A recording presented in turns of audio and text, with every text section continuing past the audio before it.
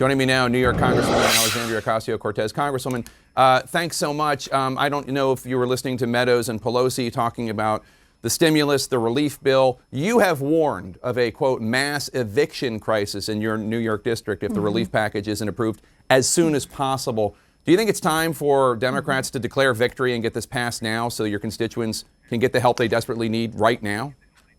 Yeah.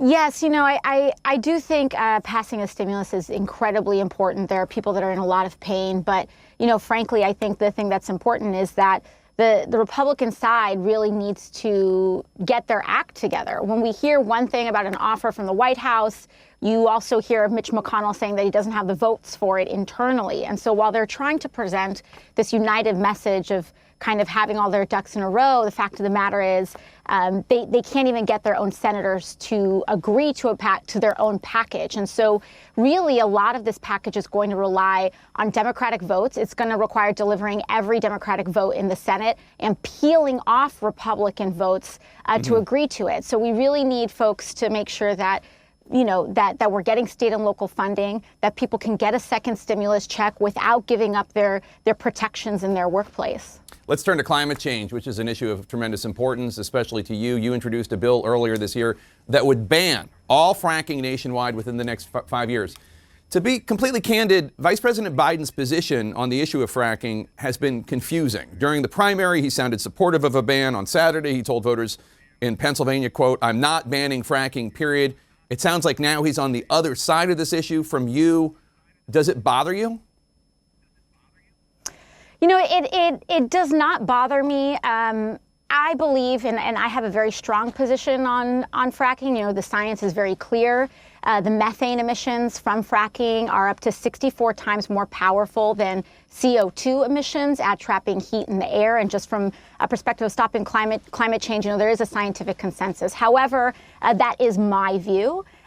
Vice President Biden has made very clear that he does not agree with a fracking ban. And I consider that, it will be a privilege to lobby him should we win the White House. But we need to focus on winning the White House first. And I'm happy to make my case, but I also understand that he is in disagreement on that issue. Do you worry that his opposition to a fracking ban is going to hurt young voter turnout? Well, I believe that young people right now have a very disciplined activist mindset, and they are not here with the intent of voting for their favorite person or voting for, someone that they think is perfect as president. I think young people are actually quite disciplined and quite realistic and pragmatic in their vote, and they want to vote for who they are going to lobby. Right now, young people are so clear on their stances on many political issues that they believe that they want to vote for a president that is at least going to be receptive to their advocacy, activism, and protest, frankly. And so, there is no question that Joe Biden is a much better person in that position to be receptive and actually listen to the voices of advocates than Donald Trump, who is intensely focused on enriching himself and his friends. So last year, Biden told Democratic voters he would eliminate fossil fuels as president. But listen to what he told reporters after Thursday night's debate. We're not going to get rid of fossil fuels. We're going to get rid of the subsidies for fossil fuels, but we're not going to get rid of fossil fuels for a long time. We're not getting rid of fossil fuels for a long time. You were a member of Biden's climate change task force. Is that good enough for you? Well, when he says when we're eliminating subsidies, I think that is, frankly, an important first step. There's a lot of folks, there's a lot of folks who like to tout themselves as free market capitalists while still trying to make sure that they get as much government subsidy and propping up of the fossil fuel industry as possible. And the fact of the matter is that if you do believe in markets, solar and renewable energies are growing less and less expensive by the day. And in many areas, they are starting to become less expensive than fossil fuels. So when you eliminate government subsidies, it becomes more difficult for fossil fuels to compete in the market. And so, I think while the vice president wants to make sure that he's not doing it by government mandate or regulation, I do believe that we are moving towards that future. Again, I believe that there's a way and that we should push that process along. But again, the vice president and I's disagreements are I believe, recorded, and that's quite all right. At the first presidential debate, Biden said, quote, "I am the Democratic Party right now." He said the party's platform is his platform. As you just noted, you disagree with him on a range of critical issues, not just fracking, but also health care. And you have made clear, including just a few minutes ago, that you intend to push him if he wins. Do you think that that's going to be a major part of your role under a potential Biden administration, trying to push him to the left?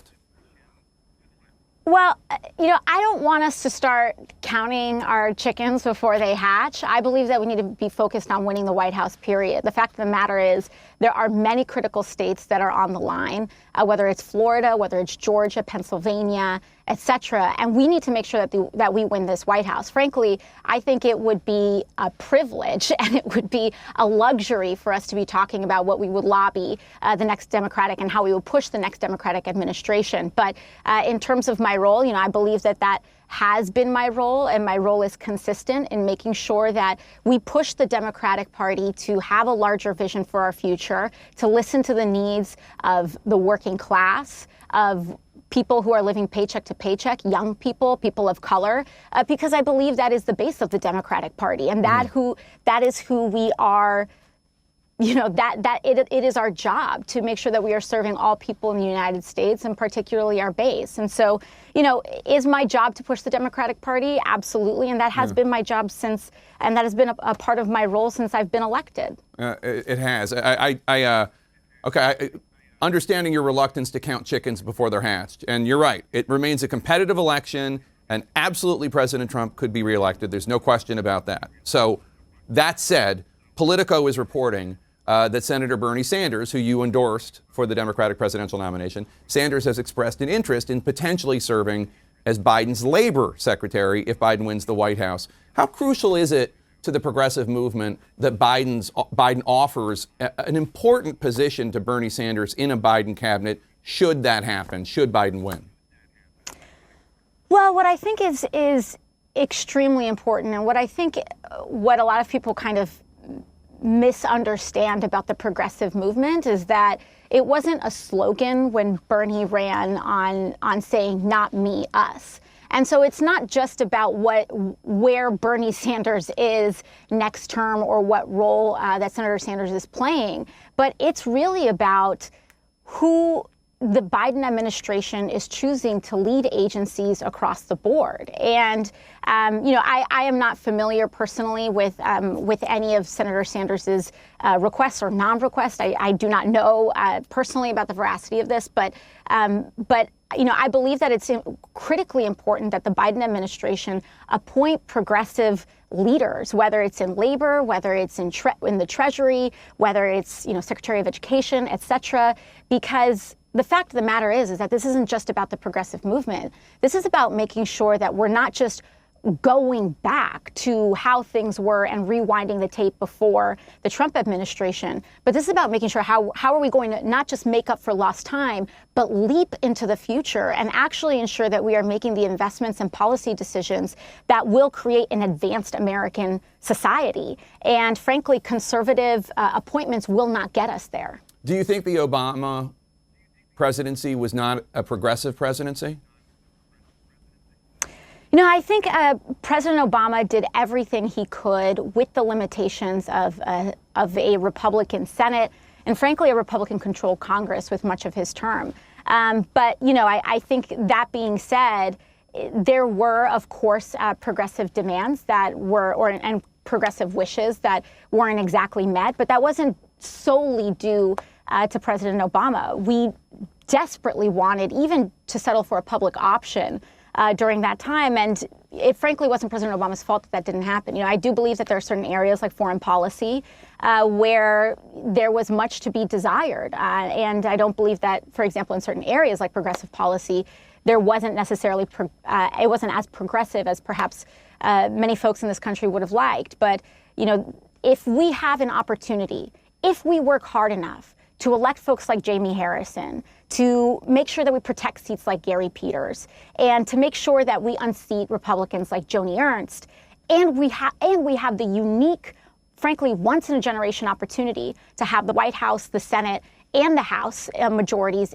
democratically controlled, then I believe we have an obligation to the American people to show what a Democratic administration can actually accomplish, and that we can govern, and that we can truly have leaps in policy that people can feel in their everyday lives that makes voting Democratic not just worthwhile, but a memorable shift from just a flat line of this idea of bipartisanship, which often just becomes Republican manipulation. You went on Twitch this week and played the video game Among Us with popular internet personalities to encourage young people to vote.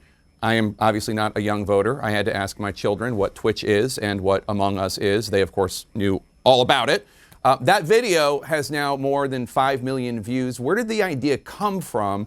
And is it possible to translate this kind of unorthodox, flashy approach to outreach into actual turnout among young voters who historically do not turn out as much as they could?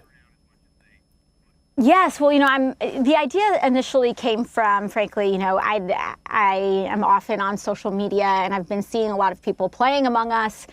Twitch is a platform that I'm familiar with as a live streaming platform, and I decided that this was something that I wanted to do, not just for fun, but to actually try in the form of engagement. We do know that Twitch is a very popular engagement platform for other means. People often raise thousands, if not millions of dollars collectively for charities. And we decided to test this out as a voter mobilization strategy. And so when we actually were able to put on this stream, when you add up the collective streams, over 500,000 people were watching live. As you noted, 5 million people have viewed since, and it actually has been effective. We were directing voters to iwillvote.com, which helps young people not just register to vote, but develop a voter plan. And the thing about voter plans is that we do know scientifically and from behavioral studies that people who make a plan to vote are statistically much more likely to vote than just registering to vote.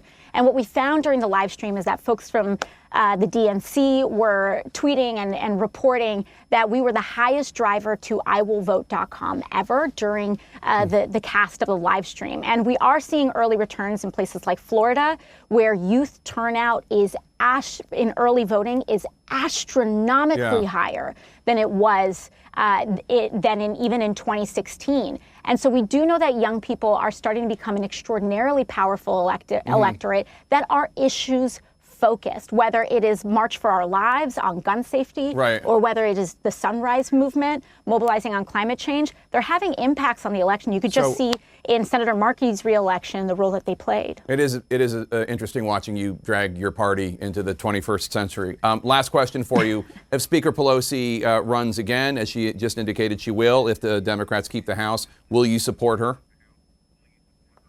Well, again, I want to make sure that we win the House. I do believe that we will, but it's critically important that we are supporting Democrats in tight swing races, making sure that not only all of them come back, but that we grow our majority. I believe that we have to see those races as they come, see what candidates are there. I am committed to making sure that we have the most progressive candidate there. But if Speaker Pelosi is that most progressive candidate, then I will be supporting her. Okay, interesting. Alexandria Ocasio-Cortez, Congresswoman from New York, thank you so much for your time today. Appreciate it.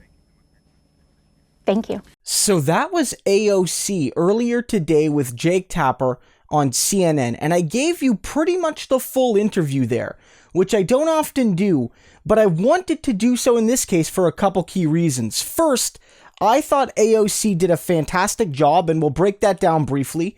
But also, CNN doesn't seem to put up a lot of their progressive interviews on YouTube in full. So far as I can tell, there's no actual CNN, proper full recording of this. Even on their website, they've broken it up into a few favorable clips.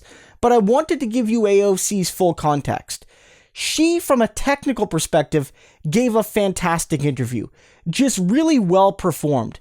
And I felt like she really struck a balance between asserting progressive values and being a quote-unquote good team player in the last couple weeks of an election.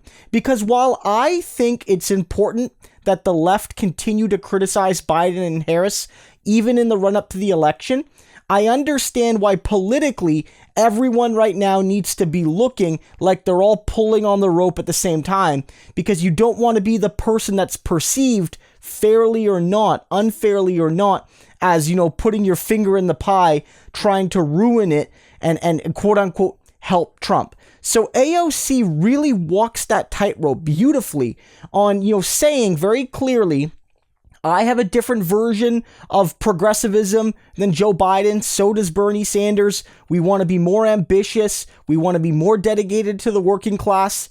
But I want Biden to win because I feel I can push him better and I feel I can lobby him better than I ever could Donald Trump. So I'm working hard to elect, you know, Joe Biden. I think it's also good that AOC, unlike a lot of people in the more mainstream Democratic Party, isn't taking it for granted. I really do think a lot of people in the corporate wing of the party are already planning to redesign the Oval Office come January. They're already measuring the drapes. But AOC made it clear multiple times here, look, yeah, I'd love to have a discussion about what I'm going to do to pressure Biden. I'd love to have a discussion about whether or not we're going to put Pelosi back as Speaker of the House. But those aren't guarantees yet. We need to win the House, we need to win the Senate, and we need to win the presidency. And until all of that happens, there's no point in having the discussion about what we're going to do if that happens. But even though she said that, she gave some hints. She made it clear that she does envision her role and the role of those like her to push Biden to the left, to, in her words, make sure the Democratic Party actually represents its working class, youth, and racialized base. And that's something that shouldn't be ignored. While she's saying, I'm not talking about what I'm going to do after the election, she actually does say it. And the same thing with Pelosi. She said, look, I'm not going to talk about Speaker of the House elections until after the election. But if Pelosi is the most progressive option, I'll vote for her. But we know that Pelosi may well not be the most progressive option. And so AOC is basically leaving it open for her or anyone else to challenge Pelosi from the left, and AOC will throw their support behind that person, which is also her basically saying, I'm not going to talk about turfing Pelosi, but here's a little nibble of how I'm talking about turfing Pelosi. She also did a really good job, highlighting the value of her Twitch Among Us stream and how that can drive youth turnout and give youth the information and planning they need to vote. I don't need to rehash that too much. One criticism I have is that I feel that she's hedging with Obama. I feel that she should feel comfortable saying that Obama did fail progressives. You don't have to say that he was a regressive. You don't have to say there was nothing progressive about the Obama years. And she's right to note that, the Republican obstructionism really did limit his ability to get things done. But AOC, along with Raul Grijalva and so many other people, have been putting out, notices to the Senate as well as Biden saying that we don't want bankers and CEOs and executives in the federal presidential cabinet. We don't want that. And Obama, one of his key moves was to fill his cabinet with people approved by Goldman Sachs and other big capitalist institutions. And so AOC should be more willing to say than she was here that Obama made crucial errors early in his presidency, which set the tone for the next 8 years. And we want to stop Biden from making those same mistakes and making those same decisions. This is a great interview. You can quibble with certain aspects of it, but there's no doubt in my mind that AOC is a very versatile politician. She can chill with people on Twitch. She can give great Instagram live, chats with her supporters, and she can do the traditional media too. She's a star in the making, folks.